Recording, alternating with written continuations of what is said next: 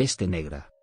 La peste negra o muerte negra se refiere a la pandemia de peste más devastadora en la historia de la humanidad que afectó a Eurasia en el siglo XIV, y que alcanzó un punto máximo entre 1347 y 1353. Es difícil de conocer el número de fallecidos, pero en el siglo XXI las estimaciones de 25 millones de personas solo en Europa, aproximadamente un tercio de la población, se consideran muy optimistas. La teoría aceptada sobre el origen de la peste explica que fue un brote causado por una variante de la bacteria Yersinia pestis. Es común que la palabra peste se utilice como sinónimo de muerte negra, aun cuando aquella deriva del latín pestis, es decir, enfermedad o epidemia, y no del agente patógeno. De acuerdo con el conocimiento actual, la pandemia irrumpió en primer lugar en Asia, para después llegar a Europa, a través de las rutas comerciales.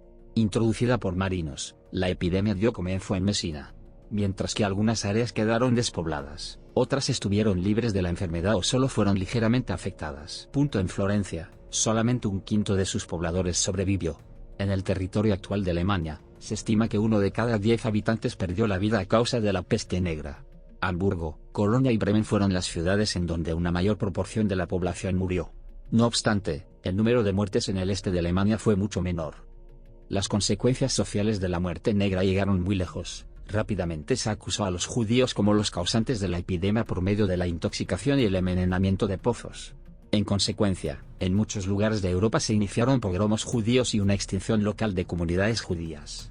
Aun cuando líderes espirituales o seculares trataron de impedir esta situación, la falta de autoridad debido a la agitación social, que a su vez era consecuencia de la gravedad de la epidemia, generalmente no les permitía a aquellos tener éxito. Antecedentes. Realmente la peste negra no cuenta con antecedentes por su carácter multicontinental. Griegos y romanos relataron infinidad de pestilencias, algunas de gran mortalidad y morbilidad, como la que debió asolar el norte de África hacia 125 a.C. González Cavioto, 2003, p. 44, pero eran epidemias muy localizadas en una ciudad o región concreta. La peste negra fue un mal que atacó el norte de África, Asia, Oriente Medio y Europa, excepto Islandia y Finlandia, con una mortalidad no alcanzada después por las más graves epidemias como la viruela, diezmadora en América, o la gripe española. La situación política encontrada por el agente infeccioso fue de relativa estabilidad comparada con lo vivido siglos antes en Europa y en buena parte de Asia. Por una parte, las grandes migraciones con sus saqueos y ataques se habían detenido, los vikingos, vándalos, húngaros o árabes se asentaron en distintos territorios de una forma más o menos definitiva. En Asia, el imperio mongol se había dividido en dos reinos que se despreciaban, indicando la poca cohesión interna según Solar, 2001, p. 52. Por su parte, toda la costa mediterránea de África ya no sufría los envites de cristianos en forma de cruzada o invasiones provenientes de la península arábiga, pues Bagdad había perdido el poder político tras los ataques de Gengis Khan. Con todo, el ambiente político en Europa y Asia distaba mucho de ser estable y en paz, entre otros motivos por la Guerra de los 100 años, que se solaparía con la epidemia, y los acontecimientos vividos en el desmembrado imperio mongol, que terminaría arrasando la Bagdad, la capital abasí. La situación demográfica por su parte también aparentaba cierta prosperidad. Tras vivir varios años de un clima benigno y buenas cosechas, la población en el viejo continente aumentó hasta los 80 millones de habitantes estimados.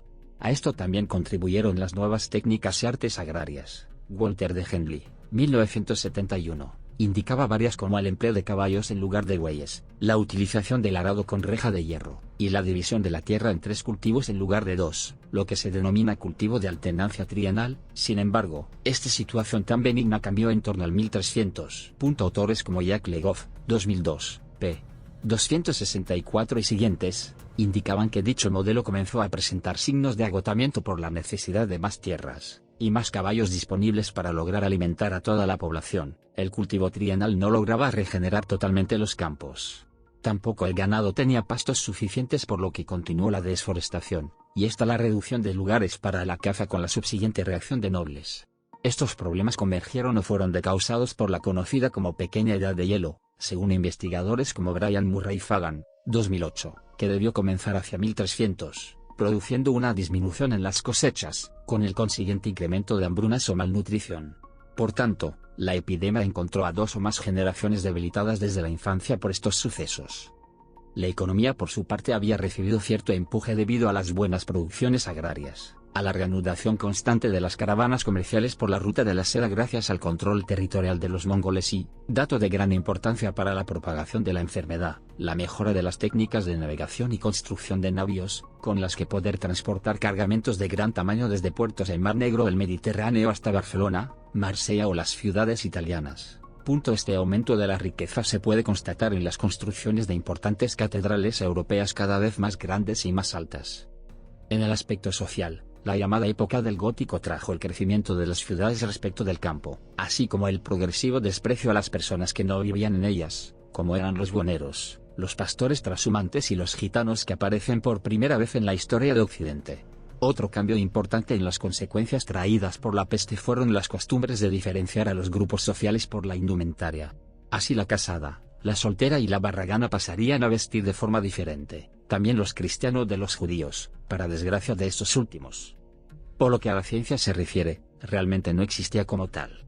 La medicina poseía cierta independencia de la filosofía en cuanto a disciplina impartida en las universidades, pero era más empírica que científica, y seguía influida en buena medida por los conocimientos aportados por otros autores griegos y latinos como Galeno de Pérgamo. El desarrollo se realizaba de una forma reflexiva, partiendo de los textos clásicos, y no científica, basada en la experimentación metodológica.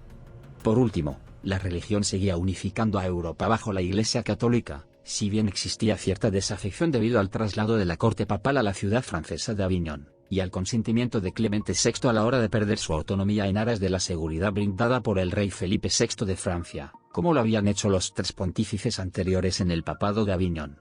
Por otra parte, muchos clérigos, obispos e incluso los propios papas eran dados a los placeres mundanos, poseer y pasearse con concubinas o aceptar la simonía. La enfermedad.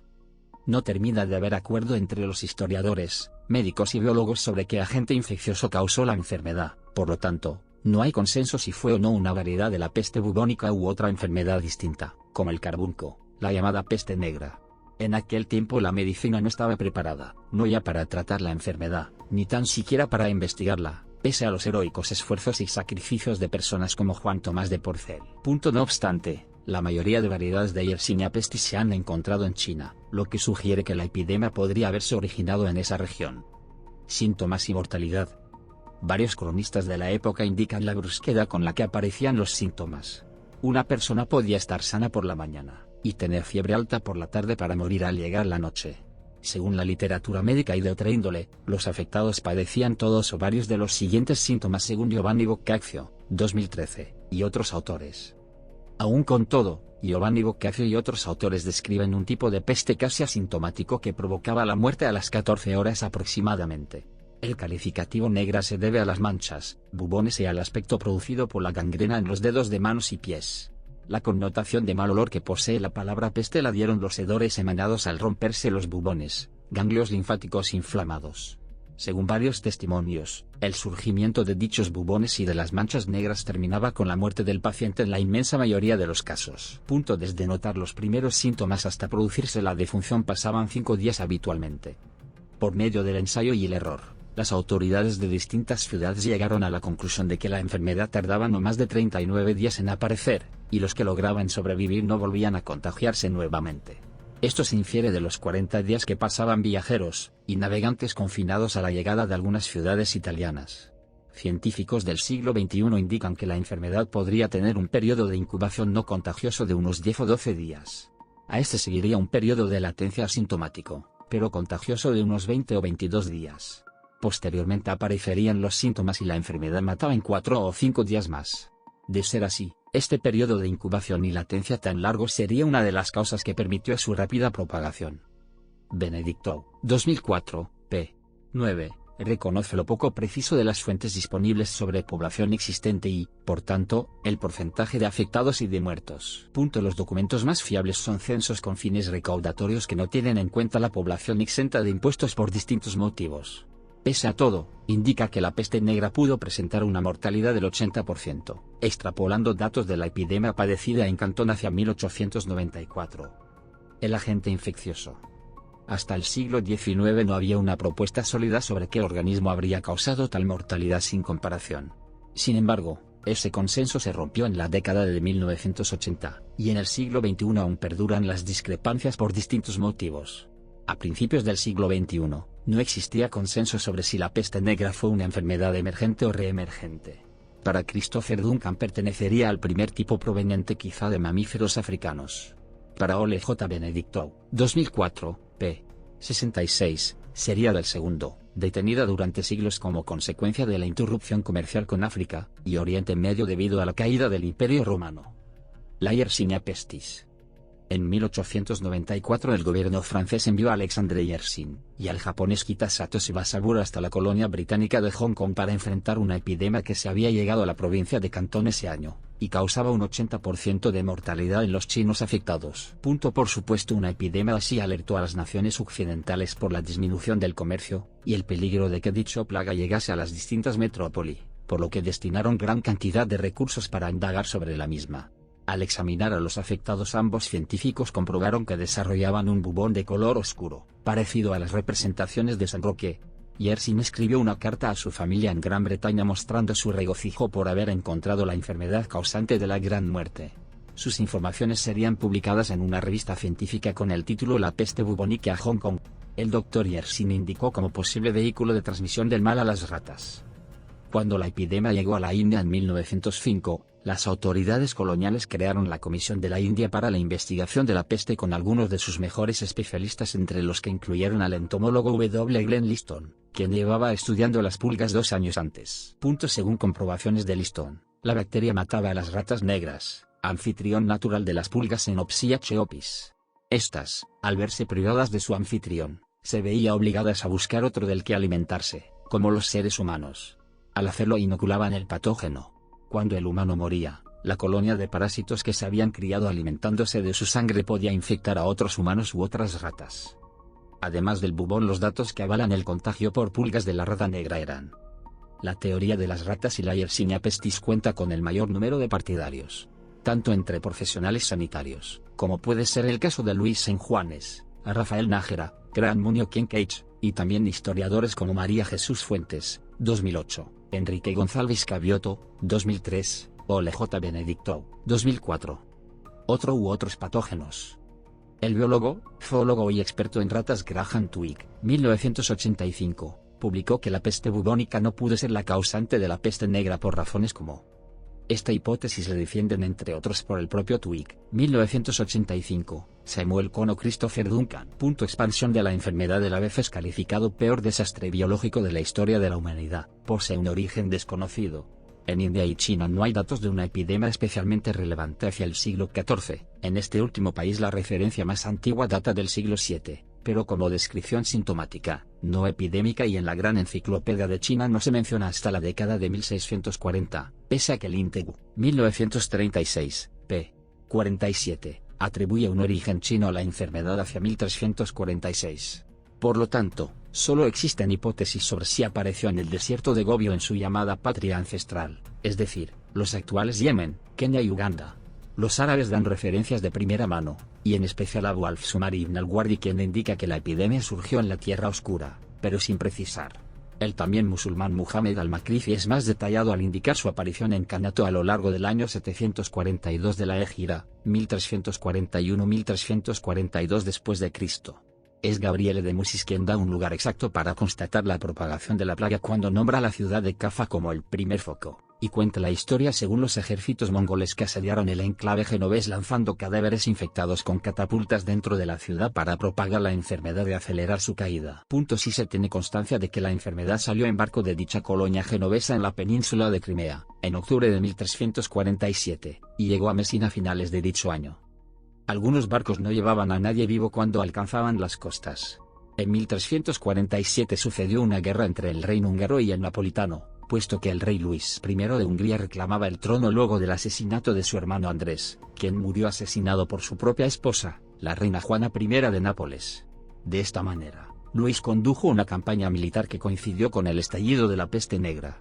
Ante tanta muerte por la enfermedad, la campaña pronto tuvo que ser suspendida y los húngaros regresaron a casa, llevándose consigo varios de ellos la enfermedad, cobrando vidas, como la de la propia esposa del rey húngaro.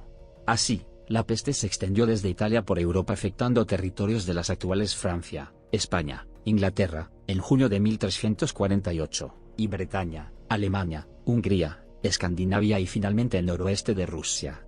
Se considera que fue la causa de la muerte del entonces rey de Castilla Alfonso XI durante el sitio a Gibraltar en 1350. Consecuencias.